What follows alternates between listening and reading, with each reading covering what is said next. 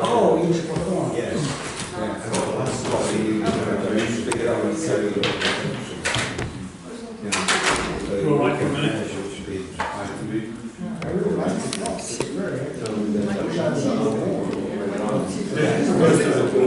No, it's really.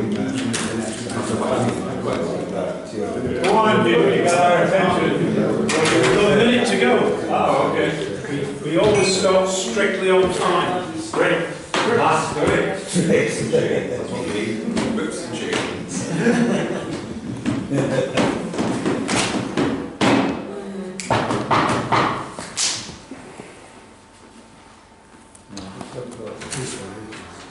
You're late.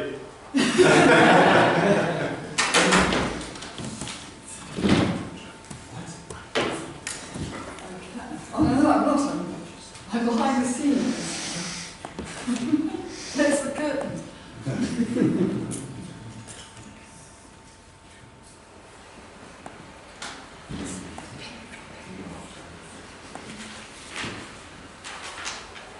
Okay, I'm going to start making the introduction now. Our final speaker for today, Nicola Gregory, the mathematics of the Mahesvara. Mahesvara. Mahesvara. I'm sorry. I'm ignorant of these things. Get out of Liverpool more often. Forgot to give you a clue. Okay. Mahesvara. Mahesvara. Yeah. So, okay. Hello, everybody. Now, I will tell you what the Mahesvara is, and then I'll do a preamble as to where I'm coming from with respect to it. So Mahesvara means the Great Lord, and this is the Mahesvara Sutra written in Devanagari script, which is the Sanskrit script, and it is the sutra of creation in the Vedas, and so that's what I shall look at.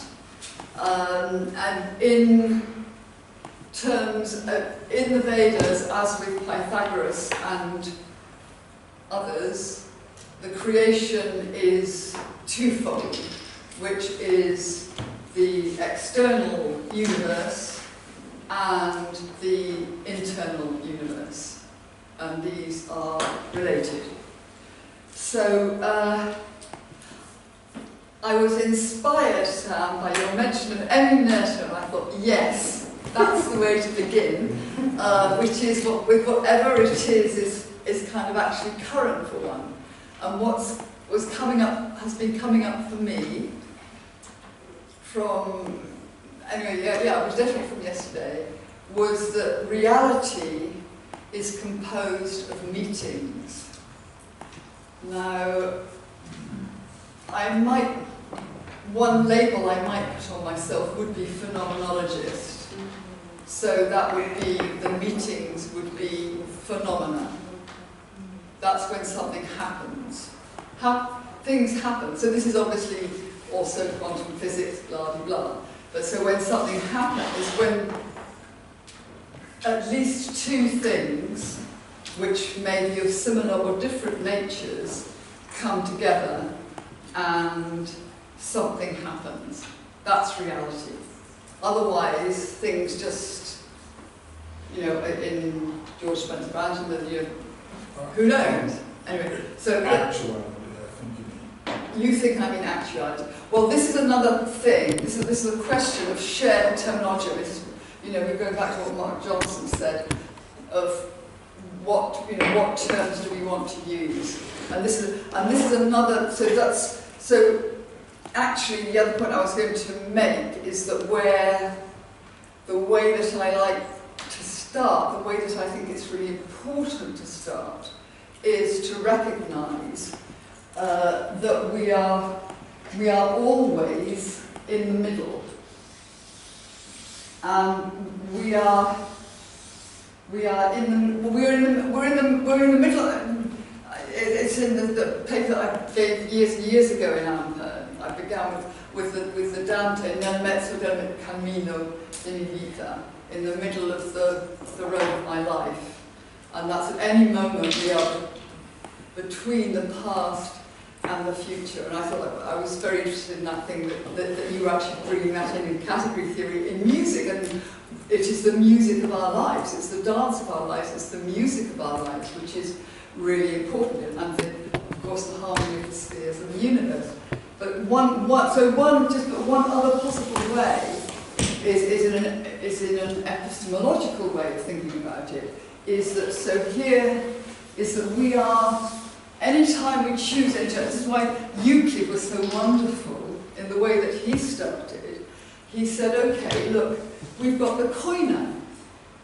We've got to start with assuming, let's assume that we all actually agree on some language. And of course, therein lies the huge problem of, the United Nations and all of us, etc., etc. But Euclid did it in his way, and I'm doing it in my way, and then we can talk about it. But so when we say these are, I'm going to say this. I think this terms of this is all kind of like, this is what I'm kind of assuming that people will kind of accept. So just take this as read. So blah blah blah. And then on the basis of that, then I will actually say something about that. So that's the axioma. So that's where he went after that. We'll have some axioms within this sort of thing. We'll say, then let's say the parallel postulate or whatever. And then when I've got these, I'm saying, well, yes. So the reality, the way I'm seeing reality in these koine, it's constructed like this. This is the structure. This is the processes. It might not be category theory. It might be something else. Right? But so we're saying that, and then on the basis of that, I can go out from that and build on that and say, so that, well, maybe this tree diagram might happen, or this might happen, blah, blah, blah. And then, as Lakatos said, what happens in mathematics when we do that, maybe sooner or later we get some contradictions or paradox or something. We go, well, I wonder why this happened. I'm going to say, but we might actually be led back here to say, well, we were assuming this, maybe that's not, maybe I've actually got to kind of look inside and think, maybe I've got to go in and see what was actually going on when I assumed that. When we do that, what I maintain, when we do that often, what we can be looking at, and it's actually good to be looking at that at the beginning now. I mean, because we are further on. A lot of water's passed under the bridge since Euclid, and I think one thing that wasn't in Euclid and that really needs to be in now is the awareness of our intent. So when we are assuming something, what is our intent? Where are we actually going with it? We have an actual orientation. We are not tabula rasa. We are not, I'm just going to look at the world and then it comes to me. Science doesn't proceed like that. The way that we actually think about life doesn't proceed like that. We actually always have some idea before we analyze anything. I mean, this is all, this is all known. There's nothing new here. But it's actually very, very important that it really is taken into account, because although it's known, I think it mostly still isn't taken into account. I think, particularly within science, there is an assumption that it's the carryover from Newton of the objective observer, that somehow it's possible just to suddenly make oneself objective, and it's not. I mean, just as there's political bias, we come with our baggage, and this baggage is in here, and it's part of our work to uncover that, both by looking outside and inside. And this is again, what Chad was referring to when he was saying, look, if we just go, oh, here with this world, we're going to go out there and just, we're just going to take it all with us.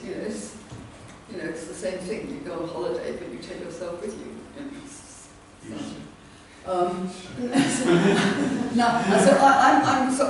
going to state. I'm now going to state one of the things that's another part of my coiner, which we can definitely come back to looking at terminology, and I'm going to want a couple of things. So one is that reality is greater than language,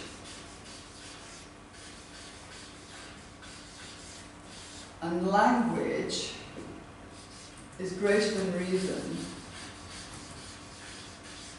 and reason is greater than logic. They are actually, there's an embedding. Logic is part of reason, is part of language, is part of reality. So, which is all again like sort of like the Tao that can be spoken is not the Tao.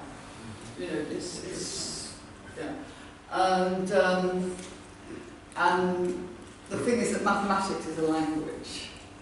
So it's kind of actually, here you go to good. So I'm just going to state that at the moment. And we can look at that terminology later. So I'm just going to say. So I play with descriptions now. Again, more than definitions. This is a Whiteheadian thing. Michael Heller has led me into the world of Whitehead, who's very keen on descriptions and not definitions. Because you can do definitions, but they are always, in coiner. And if you say descriptions, then you're kind of like owning up to the fact that it's never complete. It's just kind of like it's like fessing up really. So at the moment the latest description that I've got, I'm describing formal mathematics as the repository of articulated essences of core human ideas. And core human ideas are those this is wordy, concerning the perceptions of the realities of the worlds around us and the worlds within us and the relationships between them. But the formal mathematics is the articulated essences. The living mathematics is the living ideas, which is what that's in the realm. That is more in the realm of the reality, because it's not yet language, and it's when things happen, and it's how we can be excited about things that we know even in mathematics, because sometimes you do a proof again and you can't get a glimmer of something that you hadn't quite got before, and anyway. So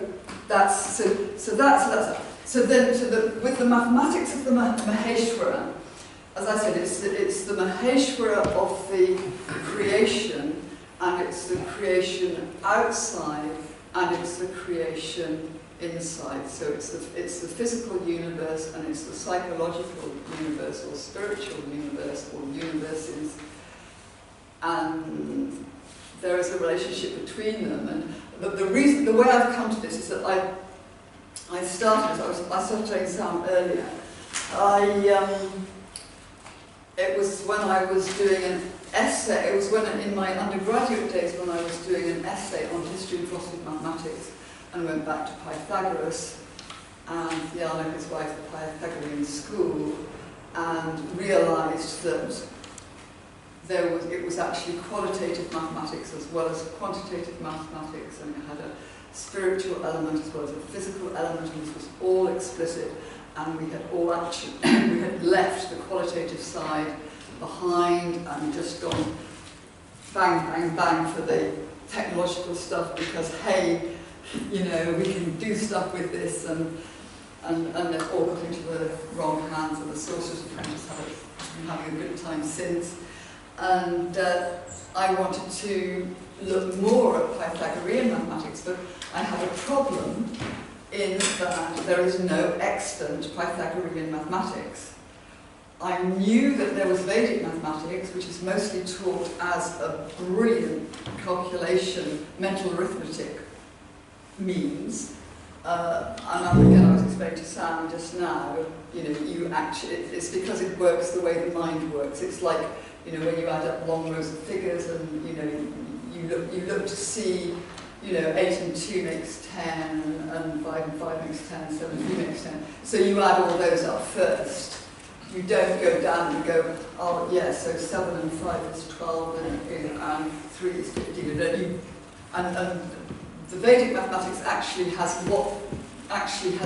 rules, the way that the mind works, for long multiplication, long division also, and it actually goes on into roots and logarithms. It's very sophisticated. But I also knew that the Vedas are the book of wisdom. I mean, it's like the equivalent of the Bible. I mean, it was a very sophisticated culture. It is a very sophisticated culture, but of course it's now embedded there. But the point is that the Vedas exist.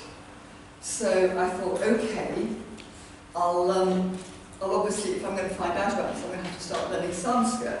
So I started learning Sanskrit, and but I mean, at that time I had 3 children, including, well, I still have 3 children. My 3 children were younger, and the middle one has Down syndrome. There was quite a lot to do at home. I was only allowed I could lie about 1 night a week, and I was introduced to Vedic sounding, which is a meditative form, which is an amazingly effective meditative form. And so I concentrated on that, and it's only recently I've come back. I mean, I actually learned a lot of Sanskrit in 1 year. I didn't want to be a course, but I've mostly forgotten it, but I've been starting to learn it again. So anyway, so within that, there's this Mahesvara Sutra, is one of the key sutras within the Vedas, by this amazing chap, Panini, and there are 14 mini sutras, so if you read across the top, you'll see there are 3 letters. I've actually left it in the car, the other things. I thought I'd have it up there so that I could have that, and then I could write here, but it means that it's not that brilliantly clear, but as of course, none of them read any of it anyway, so... There's some more pins up there, I think, that are better. Over there next to the projector. All right. Oh, thank you. And there's some on the table too. Right. It's just making sure they're flip chart ones, because Sam found that earlier. But yeah, no, that's a whiteboard marker. Let me see. So, I quite like you sort of looking at this. I'm not quite sure. So I've sort of clicked on it, but nothing's happening there. Oh, you've got to maybe click on something now. Yeah. It's here. So, Got to lose connection.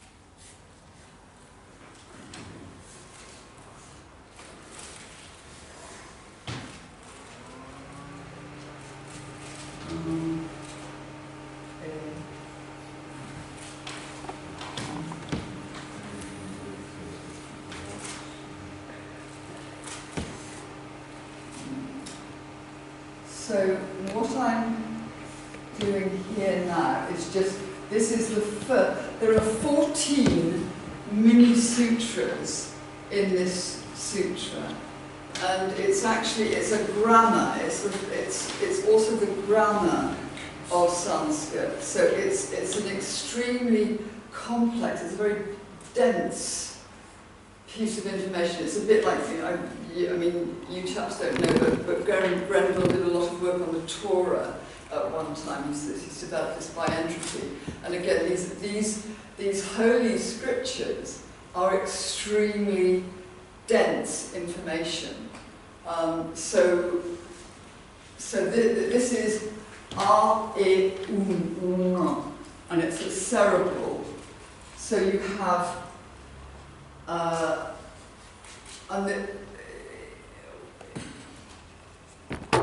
I'll step back. This is within these placements. There are 5 main placements of our tongues and mouths when we sound phonemes. Right? And the first one, so it goes guttural, which is the sounds at the back,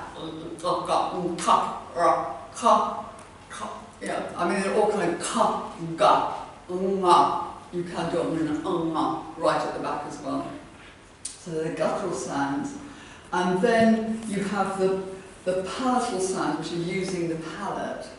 So, for example, so here, this is the guttural R, which is, that's the first sound. So, as we all know, because if you just open your mouth and allow the tongue to lie flat, then what comes out from the back of the throat, what comes out from a totally open sound, is the R. And that, in the Vedas, is Brahman. Brahman is the creator. And so that it comes from the oneness, or the no-thingness, the first manifestation. The Brahman is R. And that's guttural.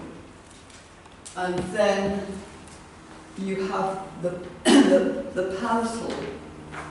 This is E. And that's, you sound by raising the tongue, in fact. I mean, because we learn to speak before we're thinking about speech, unless you're someone with Down syndrome or some reason that you have had a problem speaking, you've had to think about it, then you don't think about where you sound these things. But in fact, the is that there. Then the next one, so you've got the guttural, you've got the palatal, then you've got what's called the cerebral, and that's when the tongue is pointing to the roof of the mouth. Now, we don't use these sounds very much in English. You have them, have them in the Scottish R, for example, and in some other languages. Apparently, in Finnish, you have a much more complete. I mean, obviously in Sanskrit as well, but also in Finnish. In Slovene, you have some of these cerebral sounds as well. So there are other languages, but in English, not so much. So there's the guttural, palatal, cerebral, and then the dental, like, ta, sa, where the tongue comes and touches the front, just behind the teeth. And then the labial, which is where the, when the lips are involved. So that,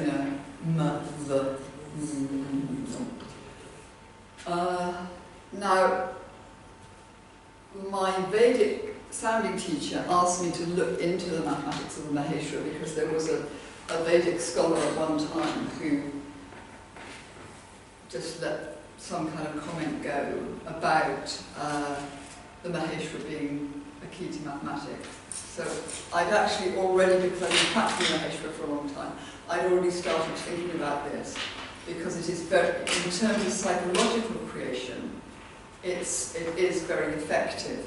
So I think what would be a good idea would be actually to experience some of that.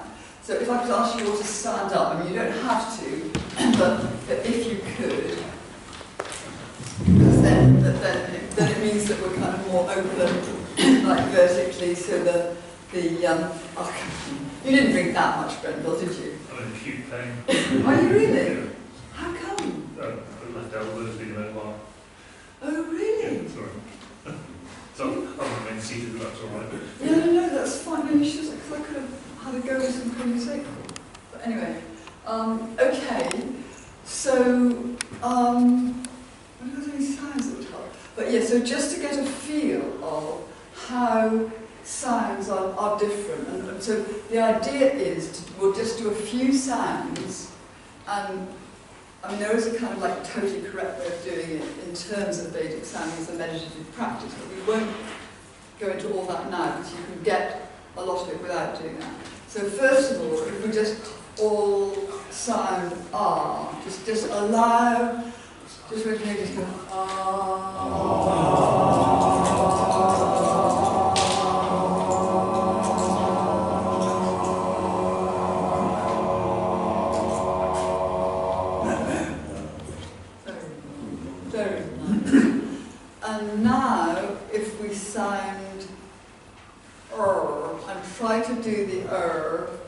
up to the roof of the mouth. Yeah, like lift it, point it down.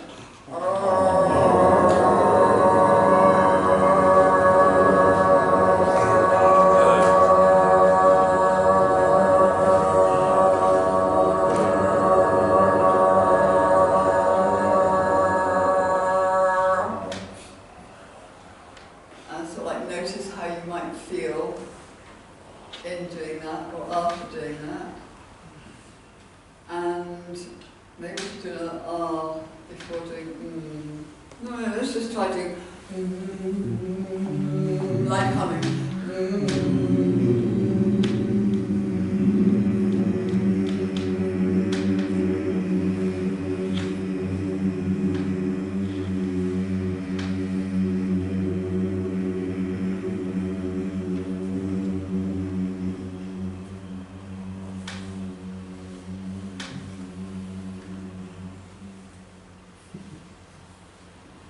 So hopefully, at least some of you notice some differences in actually how, how you notice. Well, actually, I would say how you feel. I mean, when we say feel, we mostly sort of think emotion, but in fact, I mean, what I mean is it's almost more like sensation. It's sort of psychophysiological. Did anybody like to make any comments about anything that they noticed? When languages evolve, I believe that languages, as they become changed, they move up the palate in sounds. They simplify in that way. So from the bottom of your mouth up. So the evolution of languages, which may or may not be connected. Did you notice anything actually in sounding, the different sounds? Yes, you were going up. You were going from the bottom of your diaphragm or mouth to the top of your palate. And the sounds, if you look at languages, old languages start at the bottom, and gradually the sounds will evolve into the upper, the sounds of the upper part of the. I don't know the technical names of it. Right. Well, basically, I think we started off with a sound that came from down here somewhere, the middle one was from up here somewhere, and the was right up in the nasal cavity. Yeah. One was you harder can than feel it the also other. in the ears, in the vibration of the ears. Yeah. I notice a difference in the connection with the different parts of the environment that you feel in terms of those sounds. Between the last of those sounds was more of the trees than the earth. Yeah. Very Anyone else? relaxing. Yeah. Anyone else? It seemed like you were relieving stress when you did that, but it was harder to hold it for me at least, from here than from there. But it seemed like it's a chanting type thing that releases like a lot of pressure in your, stress relieving and all that. So I got that as out of it. Good. Did anyone else sort of notice anything like differences? Okay, so It's a different resonance with different parts of your body. What were we supposed to notice? well, I mean, the thing is that if you just think about it in terms of the physics, it's clear that the different sounds are resonating in different parts of you. And when you do all the different phonemes, when we do it in the normal meditative way, obviously you sit properly, you're in whatever you call Alexander or whatever, so you're allowing everything to relax and open, and then there's a certain kind of protocol that you go through. You'd actually sort of sound any of them. You sound them 3 times. You sound them 3 times out loud, ending in and then you sound them in your mind 3 times, and then you stop and you notice what's happening in your body mind. Is that like supposed to be in relationship to the Pythagorean ratios? Is that how that's connected? It's much more complex. It's much more complex. I mean, just if you think about the number of phonemes we have, and our bodies, the complexity of our bodies, and different resonances, So we're sounding out ratios, mathematical ratios, or something like that. It's more complex than that. A ratio is two numbers. It's a lot more than that. Are we feeling numbers? Is that what we're supposed to be doing? Well, if we feel what we feel. I mean, the examination of this is what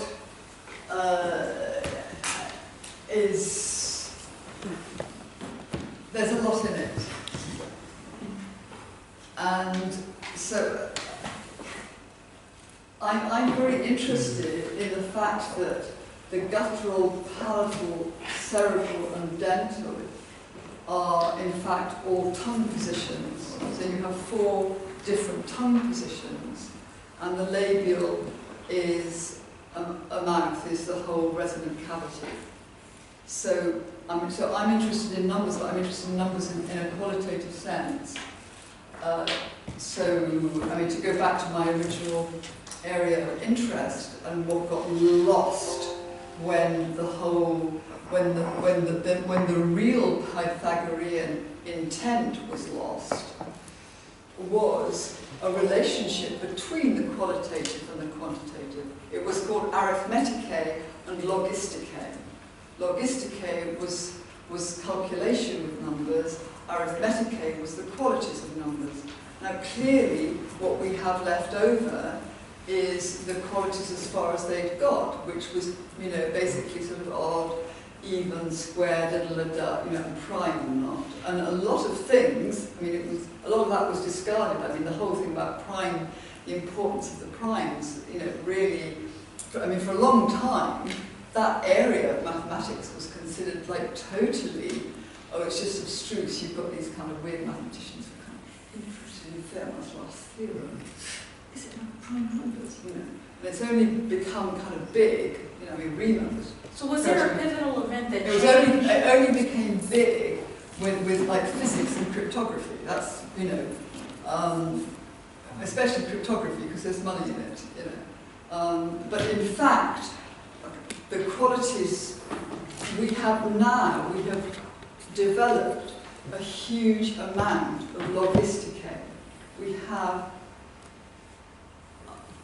amazing abilities in terms of quantitative calculation, but we have not fed that back into looking at qualities of numbers. So, for example, like I was saying with you, Peter, when I remember when Peter first started back in Cambridge, and he gave a paper on the number 2.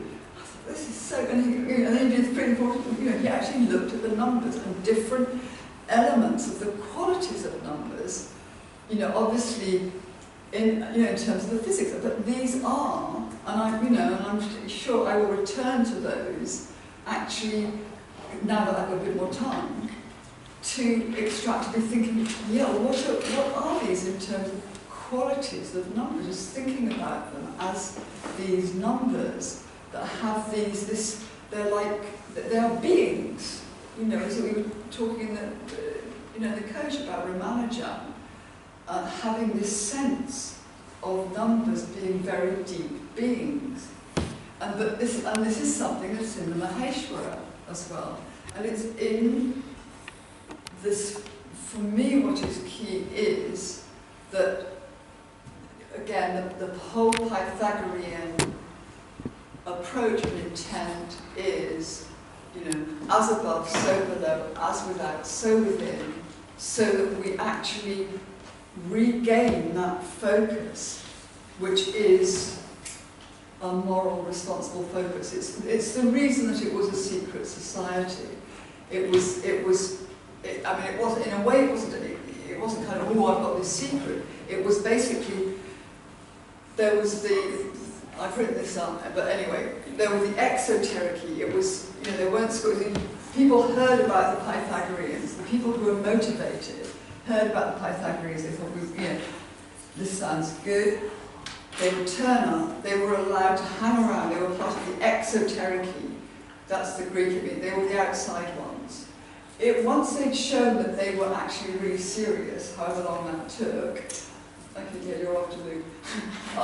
So however long it took, then they were allowed to come in and listen. They were one of the acousmatici, the listeners. Now, and this is very important. I think this is really important. They weren't observers. They weren't the watchers. They were the listeners. And this is very important as well in terms of the Pythagorean work. We think mainly of Pythagoras' theorem as this visual theorem. He was also, or that school was also the one that introduced the knowledge about the numerical octave in music. So which was to do with listening. Now our culture since then has become more and more visual and more surface oriented. And this, as we know, is a huge problem in society, and we need to learn to be able to listen more. And so they were the acousmatici, the listeners. Once again, you had shown yourself worthy in some way, then you were allowed to come in, and you were one of the esoterici. And esoterikos, still in Greek today, just means inside. Who είναι esoterici? Where are those inside ones? The reason esoteric in our modern parlance carries the connotations of mystical or spiritual is because that was the nature of that inner circle of Pythagoreans. Basically, they wanted to be responsible people because they knew that knowledge was very powerful and it needed to be used in a responsible way. The school was broken, the knowledge got out, it was used in an irresponsible way. So this is part of a work to kind of return to looking at how this is possibly one way, as I don't know whether, Grendel looked at something to do with the Torah, but anyway, certainly the Mahesvara has this sense of carrying these two kinds of creation. And I think I won't try to go any more into this, what the 14 mini sutras are in terms of this grid, etc., etc. Because I think that's going to be testing everybody's limits. So we can stay. So we'll go back and Lou wanted to bring something up, and then you want to bring something up. Yeah. I was just curious what your view was on this older way of thinking about crimes. About which way of thinking about crimes? Well, you said that the earlier view of crimes was deeper, and then it became more superficial, and then it became more popular from your point of view because of applications. Although I would add there's an intermediate place where crimes became a very deep study by mathematicians for few reasons. That is what I said. But that's later. That's in the 1800s, Gauss and so on. Yeah. But you were talking about crimes maybe even before Euclid. Well, yes. Yeah, there was an awareness. I don't... What are you... I'm not sure what you're saying. Well, you're thinking you were I'm saying that what you're... some sense of what the real study was lost. No, I was saying that the real study into the study of qualitative and the study of the qualitative numbers didn't go hand in hand with the study of calculating numbers. It was when Diophantus started basically ignoring. The thing is, all of these things can be seen as advances in some way, but it's just like whenever we learn anything, we forget what it was like not to have learned that. there's a story about a chap, his grandfather with this little boy, he's going over it, and the little boy says something like, you know, how often do you fall over in a day? You know, because that's his life, is that, you know, he's learning to walk, and so he falls over, and he's learning to walk. And it's like, you know, when you learn to ride a bike, or you learn to, you know, drive, or those things. And so like with diaphantus, is the beginning of letting go of that distinction between integers and non-integers. I was just going to ask you, is this prior to the Pythagorean theorem? Was the integers have a special place in mathematics, whereas after that they lose their special status once the irrational is discovered? The irrational continuum. And so I'm asking, is there something unresolved or broken in the way we do mathematics now that has been lost qualitatively from what had happened prior to the Pythagorean knowledge, irrational? Yeah, something definitely has been lost. I mean, the way I put it in what I wrote was that you know, what people have forgotten when they talk about like the real numbers. There's a very nice mathematical philosopher in they're on the line. Yeah. He doesn't call them the real numbers. He talks about the decimal numbers, which is like true. It's not the real numbers. They're the decimal. And the fact of calling them real numbers is already a brainwashing. You know, but yeah. So as I pointed out, you know, it's the difference between a loaf of bread and a pile of crumbs, basically. And a pile of crumbs is really important. So it's not the same as having a loaf of bread. The integers are different, and it's, you know, I mean, the combinatorial hierarchy. Are you saying that? Not that I'm not. Are you saying that the discrete should take its proper place over the continua? Not over. Or what is the relationship that's Pythagoras had between the discrete and the continua that's lost? It's so interesting. There'll be something there's a lovely friend of mine. I was telling Sam just now, who's also a colleague, and a paper. It's unfortunately a posthumous paper. But apparently it's one that I typed out for him. I'd forgotten this, but before. I sort of see what you mean, yeah. It's about symbolic representation. Somehow that changed the way we viewed numbers. Exactly. Because we were viewing them as pictures and as ratios and integers. Yeah. But somehow when it changed, when that pivotal event of discovery of the irrational number, it changed how we represent them. Well, yeah, the thing. And how we subsequently think about them. Well, you see, back in the day, back in Pythagoras' time and Plato, there were two different concepts. There was the concept of number, which is basically whole numbers, and there was the concept of line, which was continuous. And these were different. So lines were in geometry, and numbers, that was arithmetic. Now they obviously will relate. But there was a big thing that mathematicians talked about ratios. Now. But the common people were allowed to talk about fractions, but real mathematicians didn't talk about fractions. They talked about ratios. You should remember that when you talk about real numbers as infinite decimals, that's a very modern idea.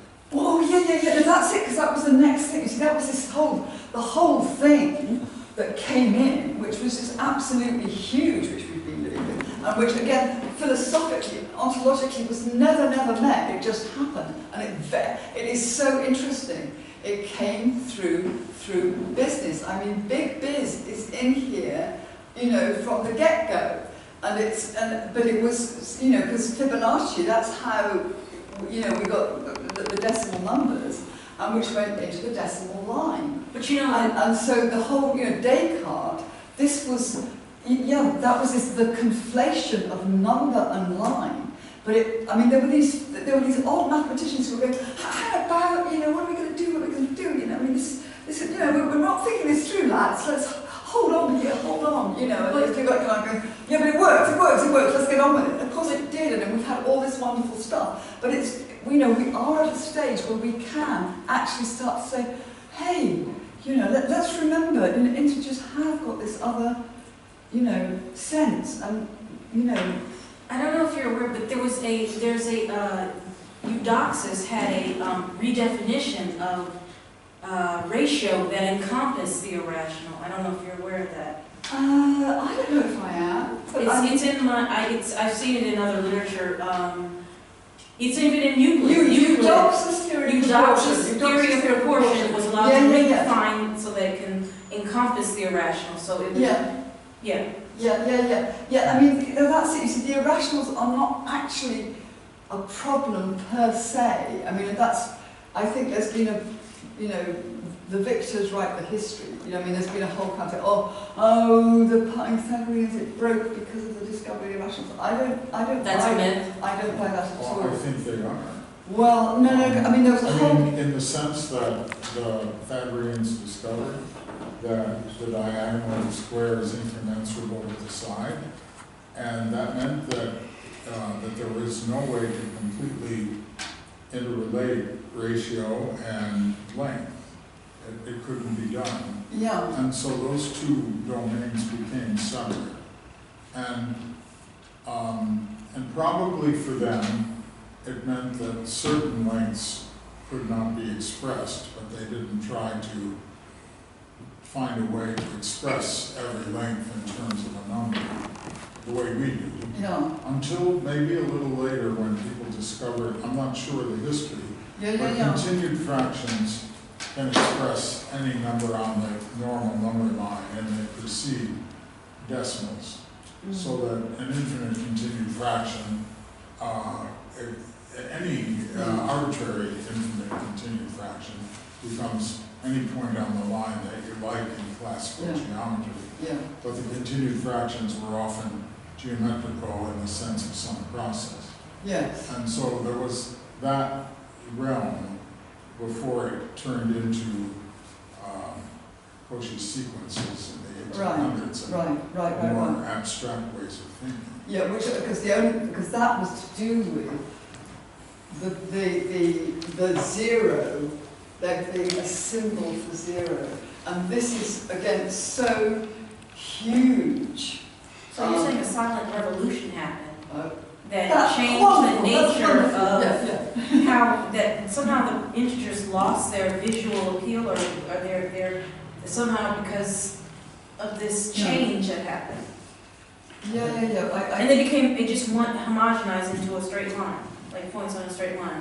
Or they lose their characteristics, like 5 being a pentagon and 4 being this shape of square and all that. So they lost their qualities by being straight, kept in line, literally. So I think as you lose quality, you also gain lose concepts. Also lose conceptual thinking in ways. You're bringing up these imaginary numbers. First one being zero itself. You don't have zero of anything. I have 0 sheep and 0 elephants. So that zero thing is a conceptual thing, which has a proper place in a line, but a line is different to a number in terms of the way the ancients thought about it, not in terms of the way we now think about it. For us, 0 or minus numbers, you can't have -3 sheep, nonetheless. It's a perfectly, for us now, that's almost as natural a number as +3 is. For the ancients, that was a completely, just a non-concept. You couldn't think about it, it wasn't a concept for it. So what you're doing is you're opening up a conceptual space, which is opening up a kind of space, like a number line space, but it's also closing down the concept of reality in terms of things that exist or do not exist. So you're losing some and gaining You're others. losing some possible conceptual things in terms of the level of reality of something, but you're gaining something in terms of the conceptual description of you're opening up mathematics that couldn't be thought about before. So you're opening up a world, but you're closing down almost a feeling or almost an understanding of what the meaning of the physical world is. Because you get that utility that -3 is as good as +3, which it isn't, or 3i, or I, as you're moving up the levels of So it's forcing paradigm shifts. These are paradigm shifts in the way of the things that you can think. But I think what you lose is you lose the fact of the levels of reality which are uncovered. It's difficult to go back to. It's not a smaller mind, but it's a different mind that used to exist. You can still see certain integers as being special from a physical point of view. I certainly do. Absolutely. 2 is one of my favourites. 2 and 3 and 4 and 5. Exactly. And 7 and 8. Maybe 6 as well. 6. Well, we've already had conversations Yeah. about this because they're 53. Yeah, well, there's a lot of special integers, Exactly. but, you know, Yes. Yes. 6 is a perfect number. 6 is Yeah, that's perfect. true. So is 28. And they're friendly numbers too. They're lovely. Some of them. So they're alter Some egos. of them are. Yes. 13. 13 was the one I got too. Yeah. But I think that's, yeah, I mean, what you were saying about the continued fractions, I think actually just looking at that, yeah, there were some developments that were, that bear reviewing, actually, what, in terms of kind of, like, ontologically what's happening. Not 13, we're all right. And personally, I'm interested that there's nothing, again, if you, this friend of mine is called Martin Lowe, and in the proceedings, it's, the paper is called something like symbolic representation, or the introduction of symbolic representation, which, because he wouldn't, I mean, as I say, he crossed the threshold Easter Sunday last year, and otherwise he might have been with us. And, okay. So yeah, so that was very important. Yeah, so it's possible to review that what the ontological implications are of joining the integers with lines, the numbers with lines, because we've totally forgotten that. I mean, the introduction of 0 as well really, it has been looked at. There's so much more to look at there, but actually, that's right. You see, it's to do with algebra, and so abstract algebra, which again, is it's brilliant. It's amazing what we can do. But there's a really lovely book which Martin and I both got a lot from, which is about Vieta and this move into algebra. There's a gradual move into abstracting algebra, really from so like creating equations. I mean, it's very difficult for us to remember that there was all this mathematics before the symbolism. I mean, it's like the equals sign itself was I think Peter knows that, but I think it's something like equals is desperately misused. It means so many different things. Yeah, absolutely. But all this mathematics was embedded in verbal language because it was the ideas. They were like how to express these ideas. I mean, obviously, this is what you're doing all the time. But it was kind of like playing with different symbols to express these ideas. Yeah, you said. I just want to mention there's a paper I wrote called Symbolic Arithmetic. Symbolic, oh really? It's on the archive. Yeah. And it relates logic to numbers. Uh-huh. So that might be related to some of the ways we're thinking. Oh. It's on the archive. Symbolic archive. Mm-hmm. Yeah. Last name, so I can look it up. Monaco. I mean. Low Monaco. Right. That's your last name, so I can look it up on the archive. Yeah, it's on the archive. Okay. Right. The symbolic arithmetic also goes back to the idea that you mentioned about the Mahesvara again, the idea that maths, also probably to the Pythagoreans themselves, that the idea of listening was a quality embedded in their thought process, which then translates into their mathematics, because it's all to do with the quality of representation, and the numbers also carry a significant quality. So we're talking about the representative value of mathematics, that it represented something, not just the symbolic issue, but the Mahesvara yantra also has a depiction. It has a geomagnetic. So this, you mentioned, is more of the male, because again, the ancient Vedic mathematics has a quality. There's a masculine and a feminine energy around behind, I think, what they represented. So the Mahesvara is the male aspect of creation, whereas Mahesvara, the feminine mathematics principle, also conveyed a quality in what they were doing about the fundamental forces that they represented. So to them, I think mathematics also carried not just representations, but like you were saying, the idea that not just have we lost the concept, but again, you lose a quality, because we don't know what the quality is, because the pitch and the tone, the frequency and the idea of vibronics, because the sage who codified a lot of this lived over 5,000 years ago, that the ancient order that he belonged to were trying to, again, decipher the Einstein, which was the master 65,000-year-old, and lost tradition that they were trying to work on, which was to do with also the types of axial representations. We have an x-axis and a y-axis, but they also had a concept of the z-axis, which we don't really understand to this day. It's very interesting what you mentioned there. I think it's very interesting. Yeah. It is, and I think, because so both of you talked about the feeling aspect, and I think it was something that when I was asking people to sound, I hadn't actually mentioned that, but when we're sounding, we can be aware of where we are sounding from. I mean, obviously quite a few of you mentioned where we were going to in it, but we can actually be thinking, we can be aware, we can actually feel ourselves sounding from different places. So I can actually kind of go down more into my heart center and sound from there, or I can go into like my gut area and be sounding from there, or I can come up into my head center and be sounding from there.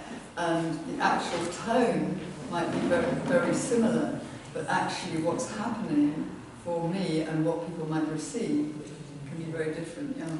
There's something which I said before, I'm going to say again tomorrow, and I think this is part of it, and that is that mathematics can set you free to think things you otherwise couldn't think, but it can also make you blind to things outside of the system.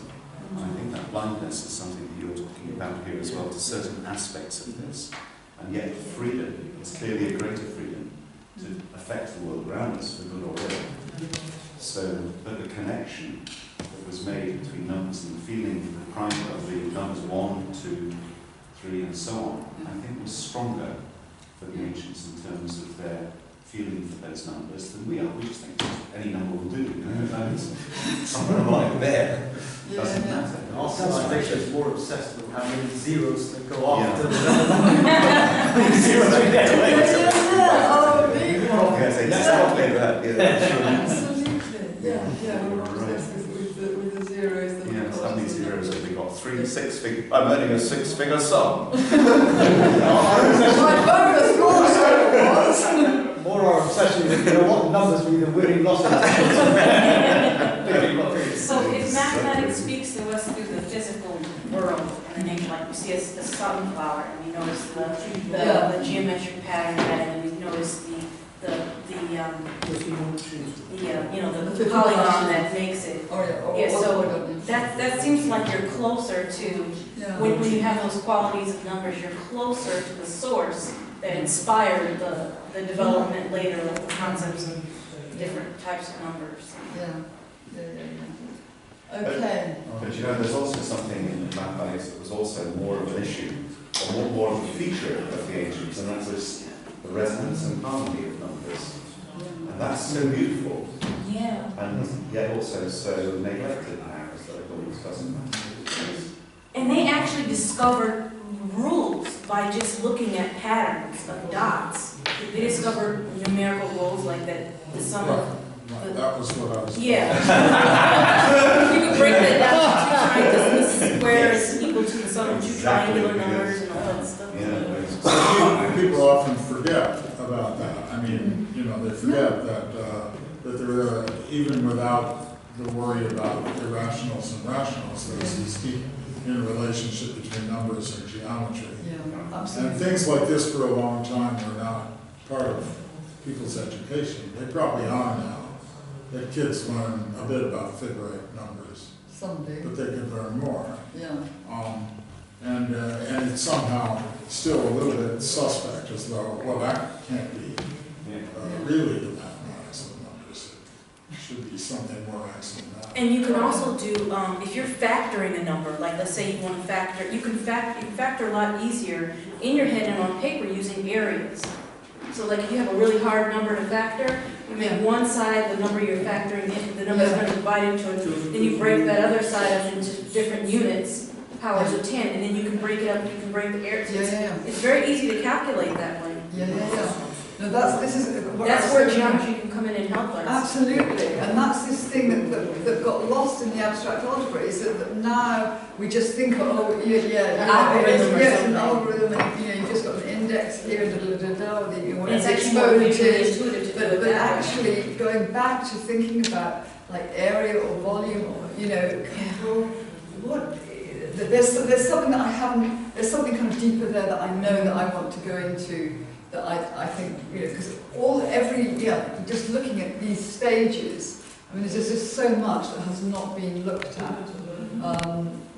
What did that involve? What did that advance actually involve? In that period. But I think I probably. You've got a minute left. Go for it. You're right. I probably should wind up. I'd like to say thank you. And,